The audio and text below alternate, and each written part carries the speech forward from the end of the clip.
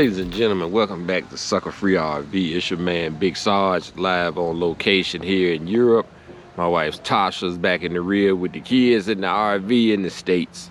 So if you're new here, welcome again to Suckafree RV. This is where we do everything travel, primarily in our RV.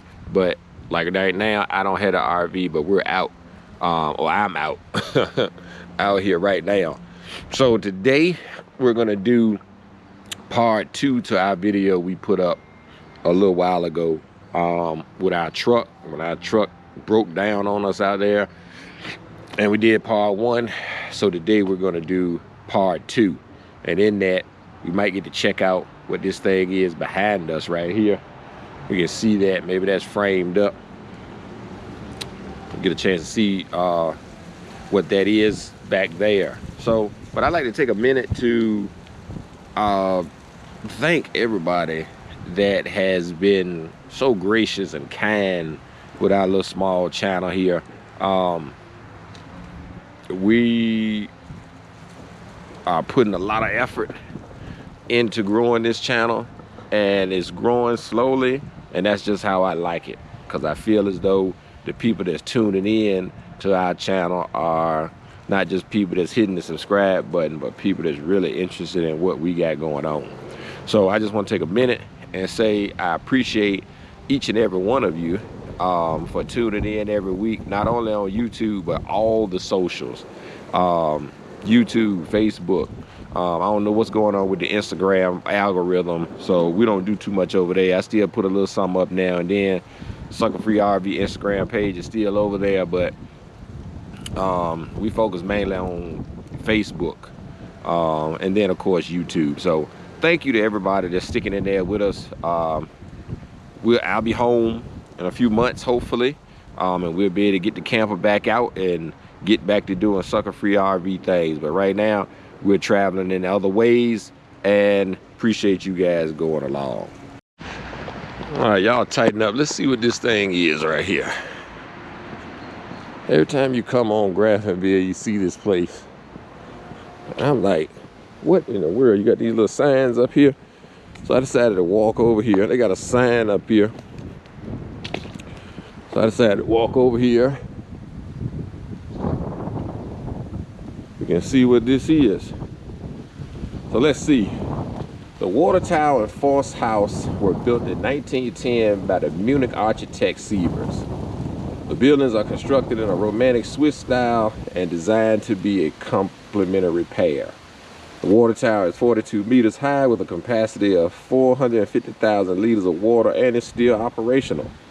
The Force House served as an office for the German Forestry Administration and residence of the Chief Forester from 1910 to 1945.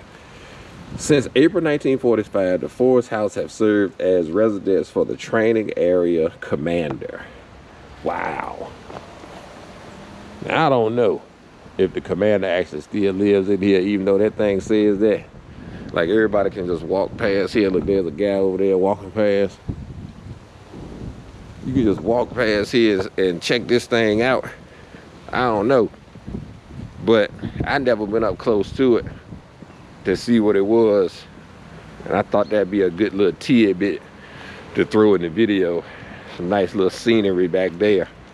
But yeah, Germany's beautiful. So much history over here. But that's a water tower, and maybe somebody lives in there. The more you know. Now y'all tighten up. All right, so the truck. The good news is we got it back.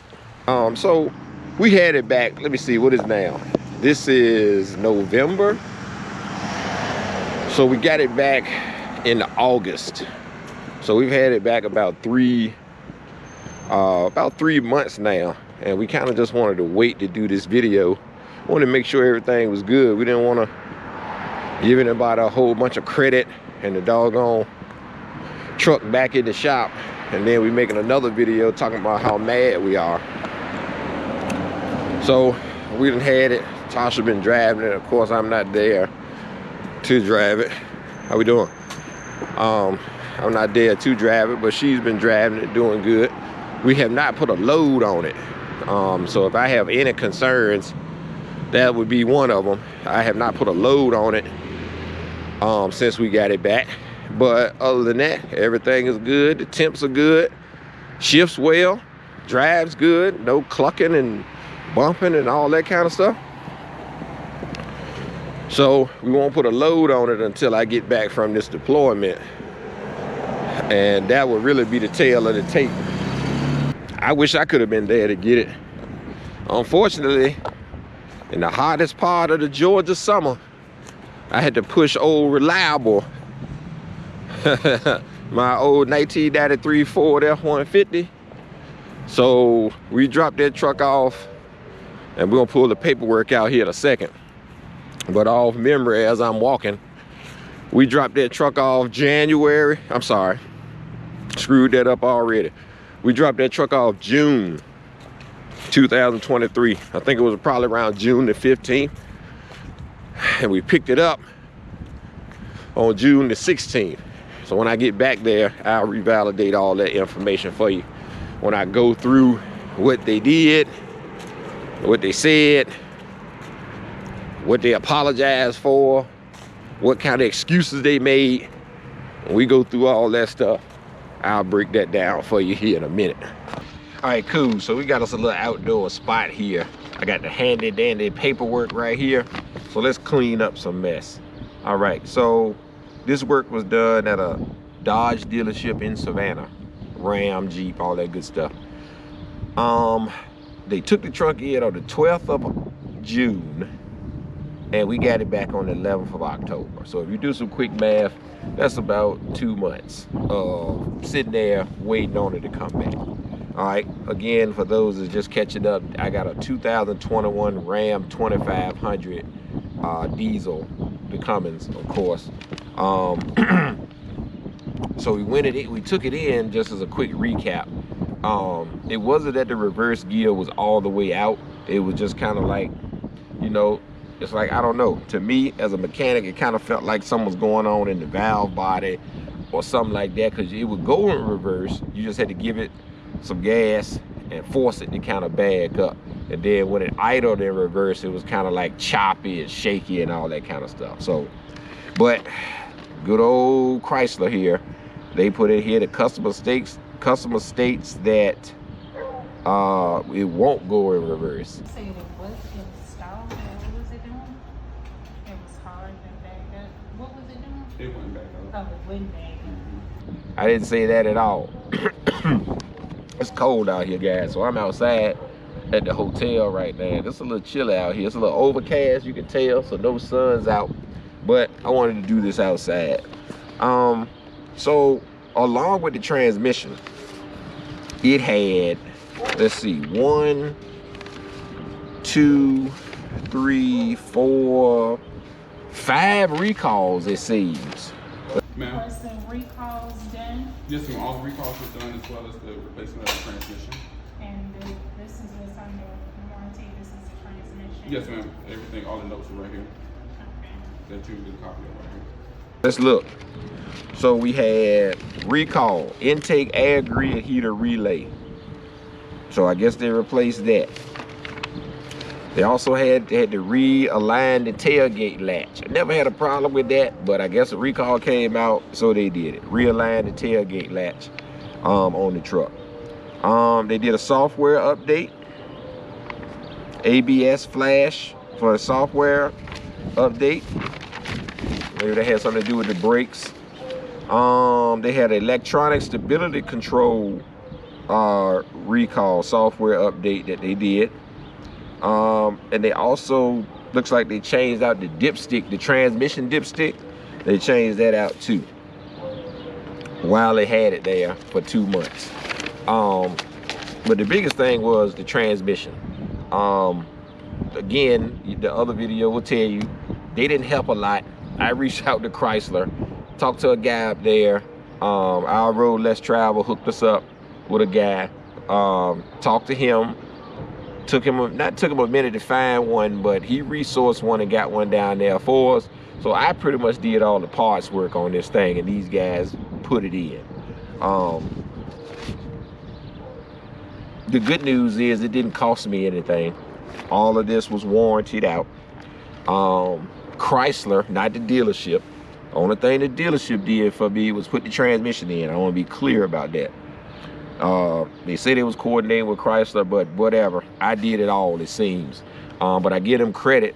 No leaks. It's been running for 3 months now. My wife been driving it occasionally with no problems. Again, I want to put a load on it and we'll see where we are with that. But you know, they can install transmissions, but sourcing it, they were pathetic. But the guy at Stellantis Chrysler got us a transmission. They took care of our truck note for 3 months. I mean, I just thought that was amazing that they did that. You know, and before he could even do anything, he did that. And just good customer service. Just got to take care of the customer. Our product has failed. Our customer already, by the time I got him involved, had been sitting at the dealership for a month then. So they really reached out and took care of us, and I appreciate that. I appreciate them for that. So overall, we got the truck back. It runs. I'm looking forward to putting the camper behind it again, and hopefully everything is all good. But overall, it worked itself out. I wish it could have been better. I wish I didn't have to cancel 4 or 5 of our camping trips before I deployed. I wish we didn't have to do that, but I think it worked out for the best, and we're looking forward to see what 2024 has to bring Suckafree RV. So what do you guys think? Put it down in the comments. I know I got Ford people out there, Dodge people, Ram people out there, Chevrolet people out there. What do you think? I don't know. This thing is warranted up to 100,000 miles. Whether I'm gonna keep it beyond the warranty period, I don't know. Right now, if I had to bet, probably would not.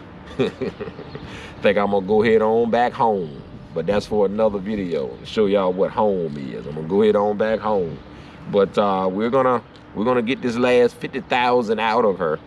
And you know, my mind may change by the time we get to that, but we're gonna get this last 50,000 out of her and see what she do. I may not get rid of it. I may keep it and just use it as a work truck or something, but I'm probably gonna get me a bigger, heavier truck for our next camper. That's what we're thinking about. So what do you guys think? Throw me some advice, some recommendations down in the comments. We love reading that stuff. I want to see what you guys got. A lot of my friends out there, a lot of my RV extended family, as I call them, they got some really nice rigs out there. And I'm looking at you guys' videos and you know, taking notes as to what we're gonna do or plan to buy when we get back from this deployment. So we'll see.